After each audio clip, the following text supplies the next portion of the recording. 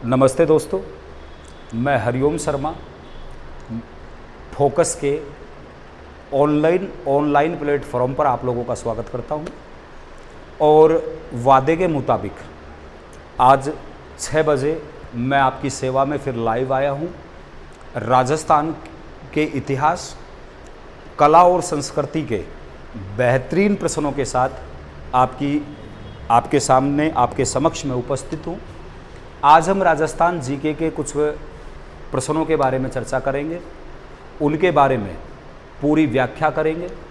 उन प्रश्नों के संबंध में, यानी ये प्रश्न जो हैं वो क्या हैं, एक तरह के मापदंड हैं या क्लू है जो पूरे टॉपिक को क्लियर करेंगे आपके सामने।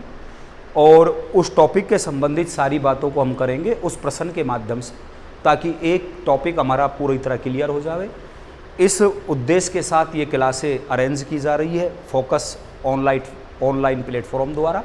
तो आइए हम विधिवत रूप से प्रश्नों की श्रृंखला को प्रारंभ करें।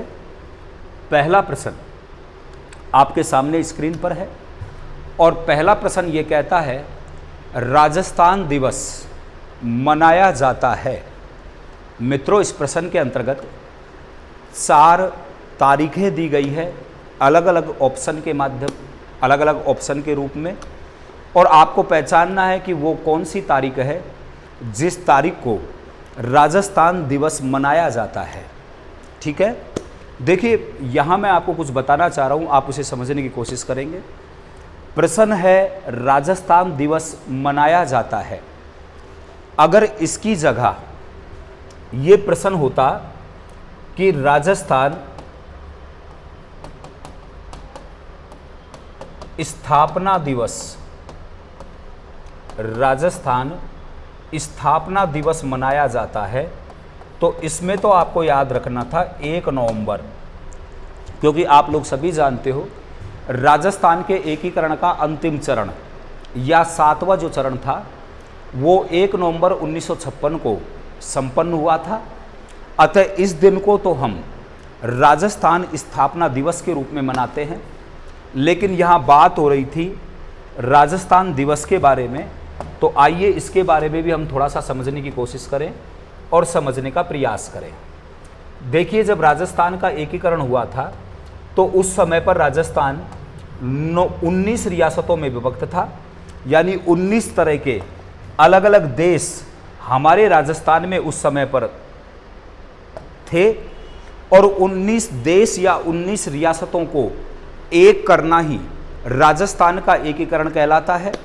तो राजस्थान का एकीकरण में आप सभी को पता है प्रथम चरण जिसे मत्स्य संघ कहा जाता है, जो 18 मार्च 1948 को अस्तित्व में आया था। उस मत्स्य संघ के अंतर्गत राजस्थान की अलवर, भरतपुर, करौली और धौलपुर, ये 4 रियासतें शामिल हुई थी और एक नई राजनीतिक इकाई राजस्थान में उत्पन्न हुई थी जिसे मत्स्य संघ कहा जाता है। तो मत्स्य संघ में राजस्थान की कितनी रियासतें? 4 रियासतें शामिल हुई। टोटल रियासतों की संख्या राजस्थान की एकीकरण के समय पर 19 थी। तो 19 में से 4 रियासतें मत्स्य संघ के रूप में संगठित हुई या एकीकृत हुई। राजस्थान के दूसरे चरण में 9 रियासतें प्रतापगढ़, बूंदी, किशनगढ़, झालावाड़, डूंगरपुर, बांसवाड़ा,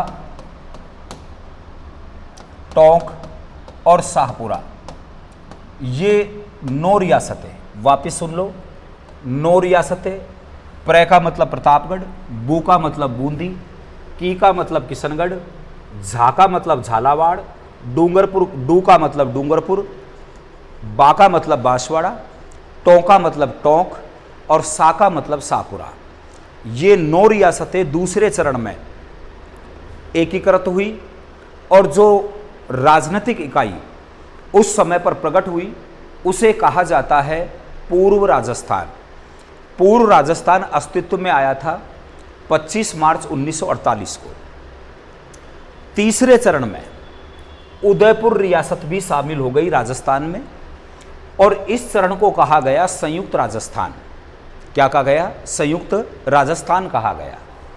तो 4 रियासतें तो शामिल हो गई थी मत्स्य संघ में, 9 रियासतें शामिल हो गई थी पूर्वी राजस्थान में, तो जो 4 और 9 होते हैं 13। तीसरे चरण में उदयपुर रियासत या मेवाड़ रियासत भी राजस्थान का अंग बन गई थी, तो रियासतों की संख्या हो गई थी कुल मिलाकर 14। चौथा जो चरण था जिसे व्रत राजस्थान कहा जाता है, जो 30 मार्च 1949 को अस्तित्व में आया था, इसमें राजस्थान की 4 और रियासतें जे, जे, जे और बी। एक जे का मतलब है जयपुर, एक जे का मतलब है जैसलमेर, एक जे का मतलब है जोधपुर और बी का मतलब है बीकानेर। ये भी राजस्थान के अंग बन गए थे। ये जो चरण कंप्लीट हुआ था, इस चरण के अंतर्गत लगभग राजस्थान का एकीकरण पूरी तरह समाप्त हो चुका था, ऐसा माना गया था, क्योंकि 4 रियासतें तो अलवर, भरतपुर, करौली और धौलपुर ये तो मत्स्य संघ के साथ अपना कार्य कर रही थी। 9 रियासतें तो पूर्व राजस्थान की, एक उदयपुर रियासत संयुक्त राजस्थान की और 4 रियासतें ये और हो गई। इस तरह राजस्थान की 18 रियासतों का चौथे चरण तक आते आते एकीकरण हो चुका था। इसलिए सरकार ने चौथे चरण को ही राजस्थान का स्थापना मान लिया था। चूंकि चौथा चरण अस्तित्व में आया था 30 मार्च 1949 को, इसलिए राजस्थान दिवस मनाना शुरू किया गया था 30 मार्च को मित्रों। तो यहां पर आप 30 मार्च ढूंढेंगे तो ऑप्शन ए में 30 मार्च लिखा हुआ है, लेकिन ध्यान रखना अगर प्रश्न पूछा जाए राजस्थान स्थापना दिवस तो 1 नवंबर को मनाया जाता है, जबकि राजस्थान दिवस मनाया जाता है 30 मार्च को। दोस्तों, इस प्रश्न को पढ़ लेने के बाद अब हम नेक्स्ट प्रश्न आपकी स्क्रीन पर है। अगला प्रश्न हम लोग पढ़ रहे हैं, इसे ढंग से समझने की कोशिश करेंगे। प्रश्न कहता है गोडावण को राजस्थान का राजकीय पक्षी किस वर्ष घोषित किया गया? देखिए यहां पर एक पक्षी का नाम दिया गया है जिसका नाम है गोडावण। आप जानते हो गोडावण को राजस्थान का राजकीय पक्षी कहा जाता है। इसे लैटिन भाषा या अंग्रेजी में द ग्रेट इंडियन बर्ड्स कहा जाता है। इसे देहाती लोग मोड मोरनी कहते हैं। इसे हिंदी में हुकना या सोन चिड़िया कहा जाता है। सोन चिड़िया कहा जाता है गोडावण को। गोडावण को राजस्थान का राजकीय पक्षी घोषित किया गया था 1981 में। कब घोषित किया था? 1981 में। तो यहाँ ऑप्शन के आधार पर हम बात करें तो यहाँ 1981 ऑप्शन 1 में है। ये आपको याद रखना ही रखना था। साथ में आपको ये भी याद रखना है कि गोडावण को लैटिन भाषा में या अंग्रेजी भाषा में क्या कहा जाता है? तो ग्रेट इंडियन बर्ड्स कहा जाता है। इसे स्थानीय लोग मोड मोरनी के नाम से जानते हैं। इसे हुकना व सोन चिड़िया भी इसे कहा जाता है। तो गोडावण को राजस्थान का राजकीय पक्षी 1981 में घोषित किया गया था। ये बात आपको जरूरी तौर पर याद रखनी है। अब हमें क्या करना है? प्रश्न नंबर नेक्स्ट की ओर चलना है। और प्रश्न नेक्स्ट कहता है राजस्थान का राजकीय खेल कौन सा है? देखिए यहाँ इस प्रश्न के अंतर्गत 4 प्रकार के खेलों के नाम स्क्रीन पर ऑप्शन के रूप में आपके सामने प्रस्तुत किए गए हैं और आपको ज्ञात करना है कि इन चारों खेलों में से आप सभी को पता है वर्तमान में ग्रामीण खेल महाकुंभ की शुरुआत की है भारत सरकार द्वारा। तो खेलों से जुड़ा हुआ प्रश्न बन सकता है, इसमें बिल्कुल भी संदेह की बात नहीं है। हमें देखना है कि इन 4 खेलों जैसे बास्केटबॉल, फुटबॉल, हॉकी और खो खो, इनमें से राजस्थान का राजकीय खेल कौन सा है? तो प्रश्न ज़्यादा कठिन नहीं है, आप सब लोग जानते हैं। जो ऑप्शन ए में लिखा हुआ है बास्केटबॉल, इसे राजस्थान का राजकीय खेल कहा जाता है। अब बात आती है कि इस राजस्थान के राजकीय खेल को राजस्थान का राजकीय खेल कब घोषित किया गया? तो मित्रों आपको याद रखना है, इसे 1948 में घोषित कर दिया गया था बास्केटबॉल को राजस्थान के राजकीय खेल के रूप में। तो यहाँ आपको एक खेल का नाम बताना था जिसे राजस्थान का राजकीय खेल कहा जाता है।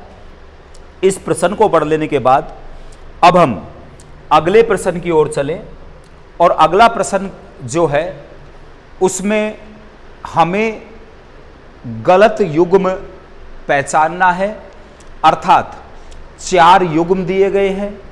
इन युग्मों के अंतर्गत एक तरफ तो राजस्थान की 4 लोक कलाओं के नाम हैं और दूसरी तरफ उनसे संबंधित स्थानों को लिखा गया है। आपको ढूंढना है कि इनमें से ऐसा कौन सा युग्म है जो गलत है। तो आइए हम एक एक युग्म के बारे में बात करें।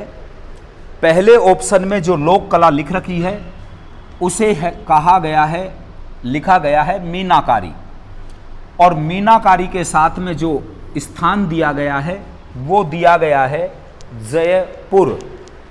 आप लोग सभी जानते हैं जयपुर के राजा या आमेर के राजा मानसिंह के समय पर मीनाकारी जो कला थी वो लाहौर से लाई गई थी। जयपुर के राजाओं ने मीनाकारी को संरक्षण प्रदान किया।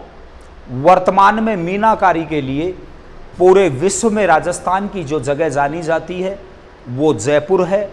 मीनाकारी में होता क्या है, तो सोने व चांदी के आभूषणों में चमकीले व कीमती पत्थरों की जड़ाई मीनाकारी कहलाती है। और मीनाकारी के लिए प्रसिद्ध जो राजस्थान का केंद्र है वो जयपुर है। यहाँ ऑप्शन में मीनाकारी के साथ जयपुर लिखा हुआ है, तो ये युग्म है सही दोस्तों। हमें ढूंढना है गलत। दूसरे ऑप्शन में लोक कला के रूप में लिखा गया है टेराकोटा, और मित्रों संबंधित स्थान में लिखा गया है मोलेला। आप सब लोग जानते हैं कि राजसंबंध के मोलेला में टेराकोटा कला को किया जाता है। ये टेराकोटा कला मिट्टी के बर्तनों से, मिट्टी से कलाकृतियां बनाना टेराकोटा कहलाती है। जब मोलेला में टेराकोटा का काम किया जाता है तो चिकनी मिट्टी में 50% तक गधे की लीद मिलाई जाती है और फिर उस मिट्टी को अच्छी सी आकृति दी जाती है, और उस मिट्टी की आकृति को धूप में सुखाकर उसे आग में पकाया जाता है। 800 डिग्री सेल्सियस तक का उसको तापमान दिया जाता है, और जो मिट्टी की कलाकृतियां बनकर सामने आती हैं उन्हें कहा जाता है टेराकोटा। तो टेराकोटा के साथ में मोलेला लिखा हुआ है। याद रखना मोलेला राजस्थान के राजसमंद जिले में पड़ता है। तो आप यहां पर जो लिखा गया है युग्म वो बिल्कुल सही है, क्योंकि टेराकोटा प्रसिद्ध है राजसमंद के मोलेला का।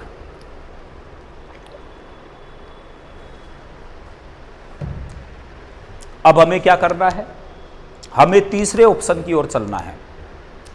तीसरे ऑप्शन में जो लोक कला लिखी गई है उसका नाम है थेवा कला, और थेवा कला के साथ में युग्म के रूप में जो राजस्थान का केंद्र लिखा हुआ है उसका नाम है प्रतापगढ़।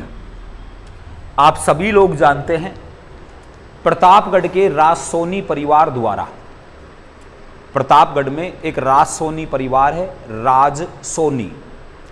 उस परिवार के पास एक विशेष कला का एक अधिकार है और वो कला कहलाती है थेवा कला। थेवा कला में क्या होता है, बेल्जियम कांच के ऊपर सोने का चित्रण किया जाता है। तो कांच के ऊपर सोने का चित्रण करना थेवा कला कहलाती है। जो कि प्रतापगढ़ की प्रसिद्ध है। यहाँ थेवा के साथ प्रतापगढ़ लिखा हुआ है, तो इसका मतलब है कि ये युग भी सही है, अर्थात हमें तो गलत ढूंढना है, तो हम चौथे ऑप्शन की ओर चलें। चौथा ऑप्शन है अजरक प्रिंट। चौथा जो ऑप्शन है वो एक प्रिंट से है, कपड़े के ऊपर की गई प्रिंट से है, और अजरक प्रिंट के साथ में जो केंद्र लिखा हुआ है वो है सांगानेर। मित्रों, राजस्थान के जयपुर जिले का सांगानेर दाबू कला के लिए प्रसिद्ध है। यहाँ भी कपड़े की रंगाई की जाती है, लेकिन वो अजरक प्रिंट नहीं बल्कि दाबू प्रिंट के लिए सांगानेर प्रसिद्ध है। अजरक प्रिंट के लिए राजस्थान का जो केंद्र प्रसिद्ध है उस केंद्र का नाम है बाड़मेर। तो यहाँ होना चाहिए था बाड़मेर, लेकिन लिखा गया है सांगानेर। इससे ये सिद्ध होता है कि इस प्रश्न के अंतर्गत जो गलत युग्म है वो चौथा ऑप्शन है। तो अतः यहाँ पर अजरक प्रिंट में अगर बाड़मेर लिखा होता तो फिर ये भी युग्म सही होता, लेकिन यहाँ अजरक प्रिंट के साथ लिखा हुआ है सांगानेर। अतः प्रश्न की दृष्टि से जो ऑप्शन हमारे लिए सही है वो चौथा ऑप्शन सही है। इस प्रश्न को पढ़ लेने के बाद हम राजस्थान की कला संस्कृति से जुड़े हुए किसी अन्य प्रश्न की ओर रवाना हुए, किसी अन्य प्रश्न को और पढ़ने की कोशिश करें। तो अगला प्रश्न है हमारे सामने, गिरी सुमेल के युद्ध में भाग लेने वाले मालदेव के सेनापति कौन थे। यानी यहां पर एक युद्ध दिया गया है और यहां पर राजस्थान का एक राजा का नाम भी प्रश्न में लिखा गया है। आप सभी को पता है 1544 में मालदेव और शेर शाह सूरी के मध्य पाली जिले के गिरी सुमेल नामक स्थान पर एक बड़ा ही भयानक युद्ध हुआ, जो राजस्थान के इतिहास में अपनी एक विशिष्ट पहचान रखता है। हालांकि इस युद्ध में शेर शाह सूरी विजयी रहा, लेकिन शेर शाह सूरी को भी सफलता बड़ी आसानी से नहीं मिली। शेर शाह सूरी ने इस युद्ध में सफल होने के बाद कहा था कि शुक्र है अल्लाह का कि मैं ये युद्ध जीत गया, वरना आज मैं एक मुट्ठी बाजरे के लिए हिंदुस्तान की बादशाहत खो बैठता। ये कथन शेर शाह सूरी ने जिस युद्ध की विजय के बाद कहे थे, उस युद्ध का नाम है गिरी सुमेल का युद्ध। हमें ज्ञात करना है कि इस युद्ध में मालदेव के कौन से दो सेनापति शेर शाह सूरी के विरुद्ध लड़ते हुए वीर गति को प्राप्त हुए। ऑप्शन ए है गोरा बादल। मित्रों, गोरा बादल कौन थे? आप सभी को पता है, ये चित्तौड़ की महारानी पद्मनी के रिश्तेदार थे। बताया जाता है कि गोरा तो पद्मनी का चाचा था और बादल पद्मनी का भाई था। पद्मनी मेवाड़ के राजा रतन सिंह की पत्नी थी। 1303 में रतन सिंह के ऊपर दिल्ली सल्तनत के सुल्तान अलाउद्दीन खिलजी ने आक्रमण किया था और रतन सिंह के पक्ष में लड़ते हुए गोरा और बादल 1303 के चित्तौड़ युद्ध में अलाउद्दीन के विरुद्ध लड़ते हुए वीर गति को प्राप्त हुए। यहां पूछा जा रहा है मालदेव के सेनापति जो गिरी सुमेल युद्ध में शामिल हुए थे या जिन्होंने भाग लिया था, तो गोरा बादल का संबंध तो चित्तौड़ युद्ध 1303 से साबित किया मैंने। तो प्रश्न की दृष्टि से यह ऑप्शन गलत माना जाएगा। अगला ऑप्शन है आल्हा और उदल। अगला जो ऑप्शन है वो है आल्हा और उदल।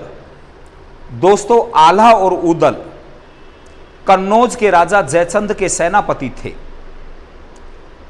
जब पृथ्वीराज चौहान ने, अजमेर के राजा पृथ्वीराज चौहान ने कन्नौज पर आक्रमण किया और जयचंद की पुत्री संयोगिता का अपहरण किया, तो आल्हा उदल ने जयचंद के पक्ष में पृथ्वीराज चौहान के विरुद्ध चंदावर युद्ध में भाग लिया और इस युद्ध में आल्हा और उदल पृथ्वीराज चौहान से लड़ते हुए वीर गति को प्राप्त हुए। अतः दूसरा जो ऑप्शन है वो भी प्रश्न की दृष्टि से गलत साबित है या गलत ऑप्शन है। तीसरा लिखा हुआ है जयमल और पत्ता।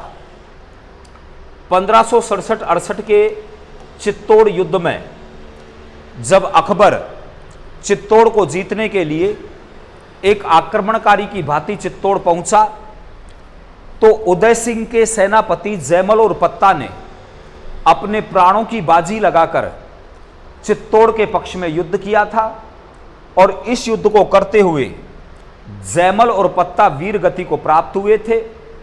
तो जयमल और पत्ता का जो संबंध है वो चित्तौड़ युद्ध 1567-68 से है। यहां हमें ज्ञात करना था कि मालदेव के वो सेनापति जो गिरि सुमेल युद्ध में शेरशाह सूरी के विरुद्ध लड़ते हुए वीर गति को प्राप्त हुए। तो यहां बचा हुआ है चौथा ऑप्शन और चौथा ऑप्शन कहता है जैता और कूपा। तो यहां यह बात बिल्कुल सही है। जैता और कूपा तो मालदेव के सेनापति थे। जयमल और पत्ता मेवाड़ के उदय सिंह से संबंधित थे। आल्हा और उदल पृथ्वीराज चौहान से संबंधित हैं और गोरा और बादल पद्मनी और रतन सिंह से संबंधित है। ये राजस्थान की कुछ सैनिकों की ऐसी जोड़ियां हैं जो जिए भी साथ साथ और जब मरने का नंबर आया तो दोनों ने एक साथ मौत का अंगीकार किया था। तो ये राजस्थान की कुछ प्रसिद्ध सैन्य जोड़ियां हैं। इनमें ये पूछ रहा था हमें कि गिरि सुमेल के युद्ध में कौन कौन से सेनापतियों ने भाग लिया था। तो यहां पर उत्तर सही होगा जैता और कूपा। ठीक है मित्रों, इस प्रश्न को पढ़ लेने के बाद में अब हम नेक्स्ट प्रश्न की ओर चले और प्रश्न कह रहा है कि चिड़ावा का गांधी किसे कहा जाता है। यहां मित्रों 4 स्वतंत्रता सेनानियों के नाम दिए गए हैं ऑप्शन के रूप में। आपको ढूंढना है कि इनमें से वो कौन सा व्यक्ति है जिसे चिड़ावा का गांधी उपनाम से जाना जाता है। मित्रों पहला जो ऑप्शन है वो है भोगीलाल पांड्या। भोगीलाल पांड्या को गांधी तो कहा जाता है लेकिन इन्हें कहा जाता है वागड़ का गांधी। क्या कहा जाता है? वागड़ का गांधी कहा जाता है इन्हें दोस्तों। डूंगरपुर से रिलेटेड थे ये भोगीलाल पांड्या।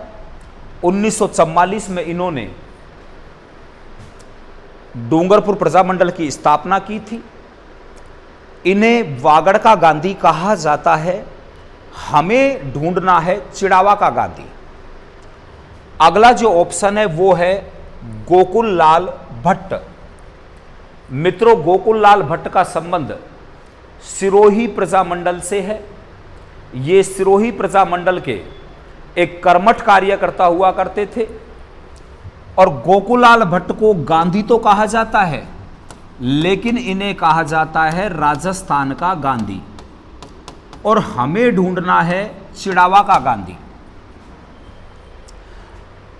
तो दूसरा जो ऑप्शन है वो भी परीक्षा की दृष्टि से या प्रश्न की दृष्टि से बेकार साबित हुआ। अगला तीसरा जो ऑप्शन है वो है जमनालाल बजाज। आप सभी को पता है शेखावटी से संबंधित जमनालाल बजाज को गांधी के साथ जोड़ा जाता है। इन्हें गांधी का 5वां पुत्र कहा जाता है।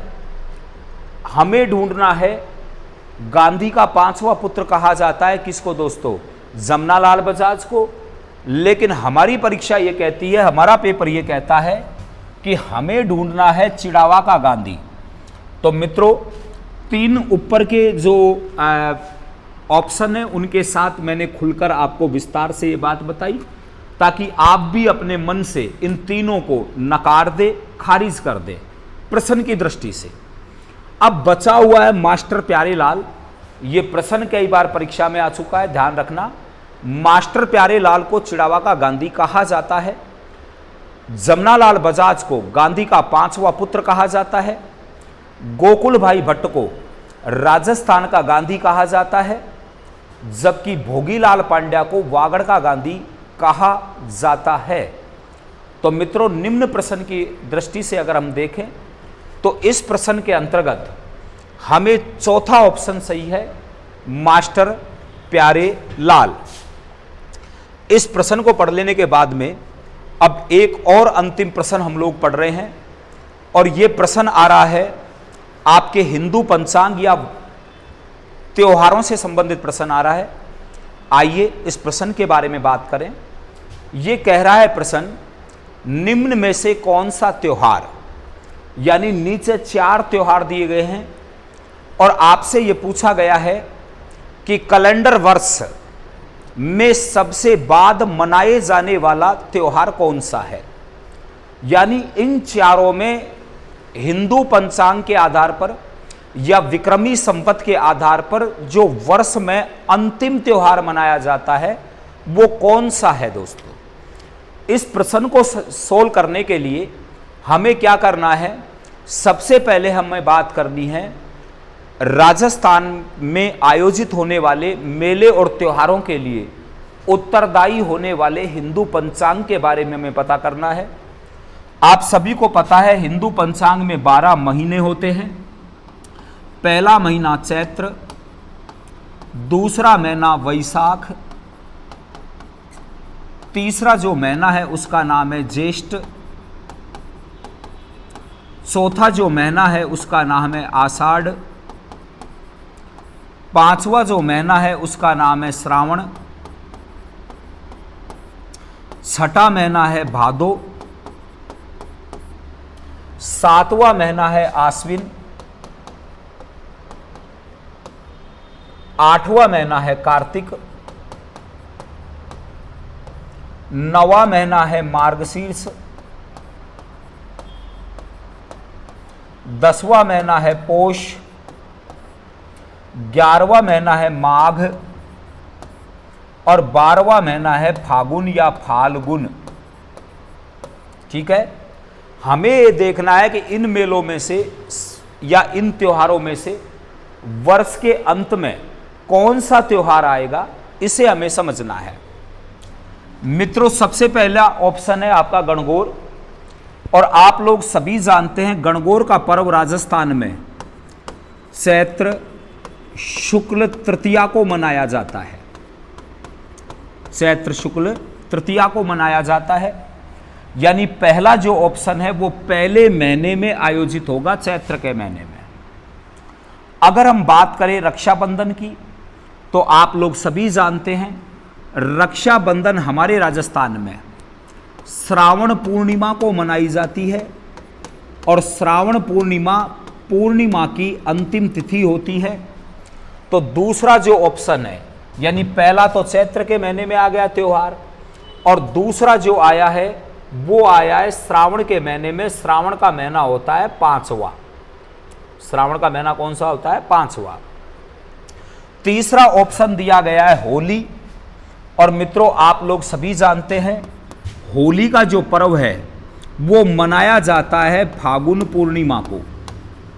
कौन सी तिथि को मनाया जाता है? फागुन पूर्णिमा को मनाया जाता है, और फागुन अंतिम महीना होता है पूरे ही हिंदू वर्ष का। जन्माष्टमी की अगर बात करें तो आप लोग सभी जानते हो जन्माष्टमी भादो कृष्ण अष्टमी को मनाई जाती है। कब मनाई जाती है? भादो कृष्ण अष्टमी को मनाई जाती है। तो पहले महीने में, दूसरी 5वें महीने में, और चौथा जो ऑप्शन है जन्माष्टमी वो 6ठे महीने में, और तीसरा जो ऑप्शन है फागुन में होली आती है। अतः वर्ष के अंत में मनाए जाने वाला जो त्योहार हुआ वो कौन सा हुआ? होली हुआ। दोस्तों मित्रों, इस क्लास के अंतर्गत मैं राजस्थान के इतिहास और कला संस्कृति से जुड़े हुए विभिन्न महत्वपूर्ण प्रश्नों को लेकर आपके सामने उपस्थित होता हूं।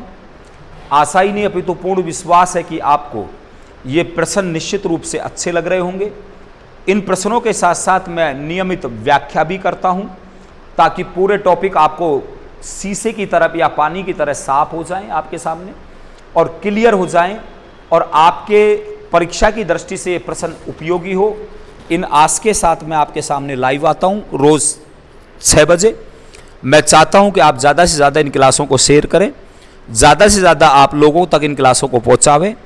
इसी कामना के साथ मैं हरिओम शर्मा आप लोगों से विदा लेता हूं, इस वादे के साथ कि कल फिर मैं इसी समय राजस्थान जीके के बेहतरीन प्रश्नों के साथ आपकी उपस्थिति में, आपकी सेवा में उपस्थित होऊंगा।